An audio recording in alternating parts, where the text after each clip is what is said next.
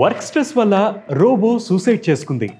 Yes, మనుషులు చేసే పనిని మనుషుల కంటే వేగంగా సులువుగా చేస్తూ ఎలాంటి ఎమోషన్స్ ఫీలింగ్స్ లేని ఓ రోబో పని ఒత్తిడి వల్ల ఆత్మహత్య చేసుకుంది. దక్షిణ కొరియాలోని గూమి సిటీ కౌన్సిల్లో అడ్మినిస్ట్రేటివ్గా పనిచేస్తున్న సైబోర్గ్ అనే రోబో మెట్లపై నుంచి దూకి ప్రాణాలు తీసుకున్నట్లు తాజాగా ఓ సంస్థ వెల్లడించింది.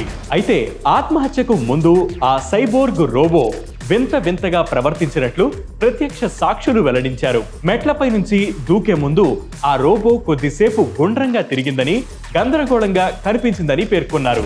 అమెరికాలోని కాలిఫోర్నియాకు చెందిన బేర్ రోబోటిక్స్ అనే సంస్థ ఈ సైబోర్గ్ రోబోను తయారు చేసింది.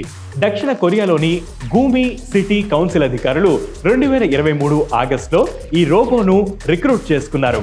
ఈ రోబోను పనిలో పెట్టుకున్న కొన్ని నెలలకు ఇలాంటి సంఘటన చోటు చేసుకోవడం గమనార్హం.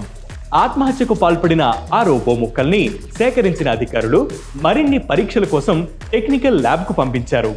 ఆ రోబో ఎంతో పనిచేసేదని, డాక్యుమెంట్ డెలివరీతో పాటు గూమి సిటీ గురించి ప్రచారం కూడా చేసేదని అధికారులు వెల్లడించారు. ఉదయం 9 గంటల నుంచి సాయంత్రం 6 గంటల వరకు ఎలాంటి విరామం లేకుండా నాన్ స్టాప్ గా పనిచేసేదని తెలిపారు. ఇన్నాళ్ళు స్ట్రెస్ అంటే కేవలం మనకే అనుకున్నాం, కానీ ఇప్పుడు రోబోట్స్ కూడా ఉందని తేలింది కదా. సో ఈ స్ట్రెస్ అంతా పక్కన పెట్టేసి హాయిగా ఈ వీకెండ్ ని ఎంజాయ్ చేయండి. ఇలాంటి మరిన్ని ట్రెండింగ్ వీడియోస్ మరియు ఎక్స్ప్లెయినర్స్ కోసం వే2 న్యూస్ యూట్యూబ్ ఛానల్ ని సబ్స్క్రైబ్ చేయండి. దాంతో పాటు వే2 న్యూస్ యాప్ ని ఫ్లిప్ చేయండి.